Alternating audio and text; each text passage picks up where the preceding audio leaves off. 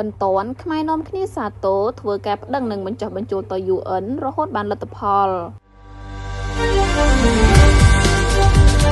អង្គការសហប្រជាជាតិ UN ជំរុញឲ្យមានបទឈប់បាញ់ដើម្បីការពារប្រជាពលរដ្ឋឯកឧត្តមកែវរីមីប្រធានគណៈកម្មាធិការសិទ្ធិមនុស្សកម្ពុជាបានបង្ហោះសារដោយអារម្មណ៍រីករាយថា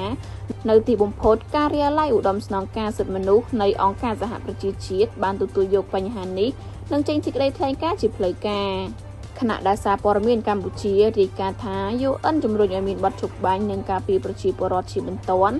ការិយាល័យសិទ្ធិមនុស្សរបស់អង្គការសហប្រជាជាតិបានអំពាវនាវឲ្យកម្ពុជានិងថៃបញ្ឈប់អំពើភាពជាសត្រូវនឹងគ្នានិងត្រឡប់ទៅកាន់តុចរចាជាបន្ទាន់ដោយសារតែប្រជាពលរដ្ឋជិតកន្លះលាននាក់ត្រូវបានបង្ខំឲ្យភៀសខ្លួនដោយសារតែចំនួនតាមព្រំដែនបានកើតឡើងលោក Jeremy Lawrence អ្នកនាំពាក្យសិទ្ធិមនុស្សរបស់ UN បានថ្លែងថា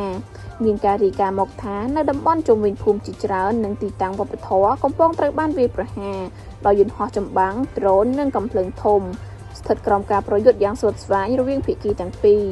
ក្រមច្បាប់សង្គ្រាមបង្ហាញយ៉ាងច្បាស់ថាការពារប្រជាពលរដ្ឋនិងហេដ្ឋារចនាសម្ព័ន្ធគឺត្រូវយកចិត្តទុកដាក់យ៉ាងសំខាន់បំផុតភាគីទាំងពីរត្រូវតែបញ្ឈប់ការបាញ់ប្រហារជាបន្ទាន់ហើយត្រូវត្រឡប់ទៅកាន់កិច្ចព្រមព្រៀងនិងការចរចា